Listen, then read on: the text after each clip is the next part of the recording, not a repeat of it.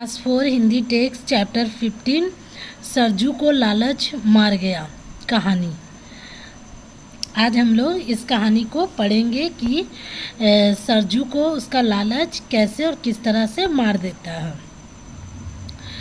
बहुत पुरानी बात है। किसी गांव में एक ब्राह्मण रहता था। उसका नाम पंडित गरीबदास था। वह अपने नाम के मुताबिक बहुत गरीब भी था। वह भगवान शिव का परम भक्त था। पूजा करते समय वह भगवान शिव को कुछ न कुछ अवश्य अर्पित करता था। भगवान शिव उसकी भक्ति से प्रसन्न थे। एक दिन ब्राह्मण के सामने प्रकट हुए। और बोले, प्रिय गरीबदास, मैं तुम्हारी भक्ति से प्रसन्न हूँ। तुम मुझसे जो चाहो मांग सकते हो। गरीबदास बोला, भगवान, आपने मुझे दर्शन दिए, मेरे लिए यही सब कुछ है। कृपया मुझे सुविधाजनक जीवन जीने और साधु संतों और निर्धनों की सहायता करने योग्य धन दीजिए। मैं अपनी गरीबी के कारण लोगों की सहायता करने में असमर्थ हूँ।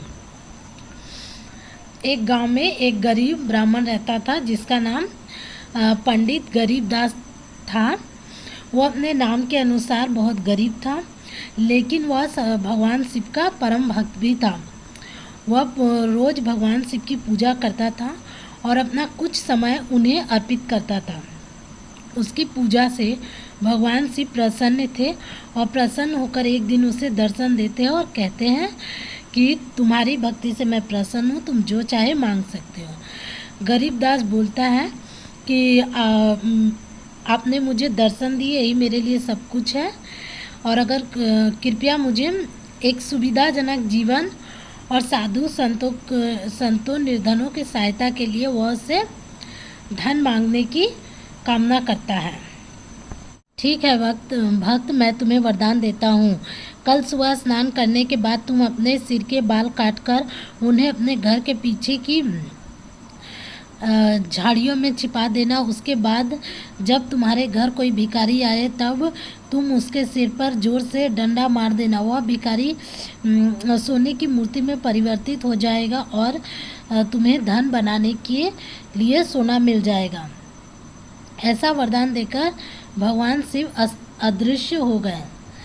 और उसकी गरीबदास की बात सुनकर भगवान शिव कहते हैं कि ठीक है, मैं तुम्हें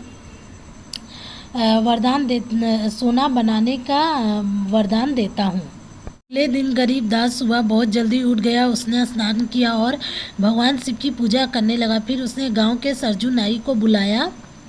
नाई ने ब्राह्मण का मुंडन भी कर दिया, किंतु सरजू नाई यह जानने के लिए बहुत उत्सुक था कि आखिर ब्राह्मण गरीबदास स्नान करके अचानक अपने सिर के बाल क्यों कटवा रहा है। इसलिए वह चुपचाप वहां से चला गया और घर के पास ही एक पेड़ के पीछे छिपकर देखने लगा।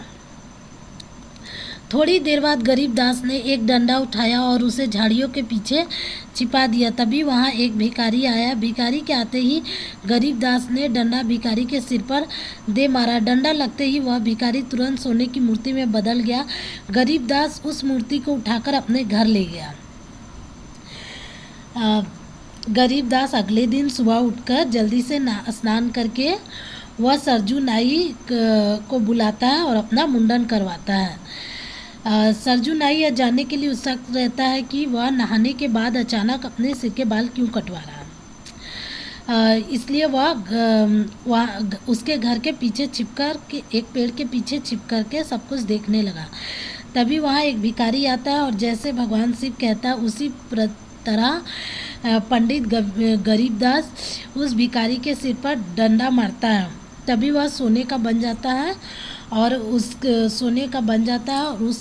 उसके मूर्ति को वह अपने घर ले आता है। सरजू नाई यह सब देख रहा था। वह सोचने लगता है ब्राह्मण का यह डंडा जादुई है। इसे किसी भिखारी के सिर पर मारने से वह सोने की मूर्ति में परिवर्तित हो जाता है। अब यह रहस्य मैं भी जान गया, मैं भी ऐसा ही करूँगा। यह सब देख करके सरजू नाई के मन में लगता है कि यह डंडा कोई जादुई डंडा है और उसके मन में आता है कि मैं भी ऐसे ही किसी भिखारी को मारूंगा तो वह सोने की मूर्ति में बदल जाएगा। ब्राह्मण सोने की मूर्ति तो उठा ले गया था, किंतु वह डंडा भूल से वहीं पड़ा छोड़ गया। इसलिए सरजू नाई ने तुरंत वह डंडा उठा लिया। घर आकर उसने स्नान किया और अपने सिर के बाल काटे।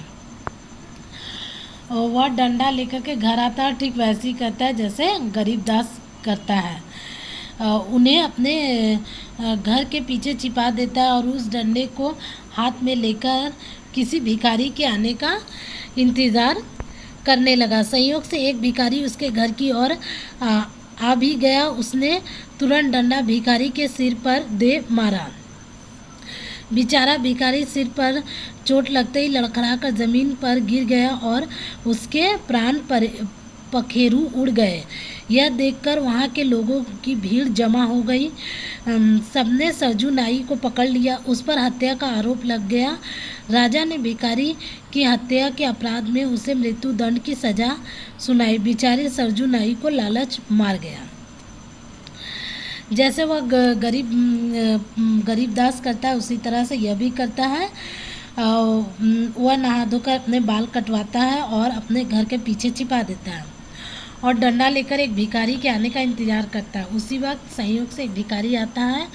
वह डंडा उसके सिर पर मारता है, लेकिन वह भिखारी सोने की मूर्ति में बदलने की जगह वह मर जाता है और उसके मृत्यु के आरोप में सरजू को मृत्यु दंड का सज़ा मिलता है। और इस तरह से सरजू नाई का लालच ही उसका जान ले लेता है।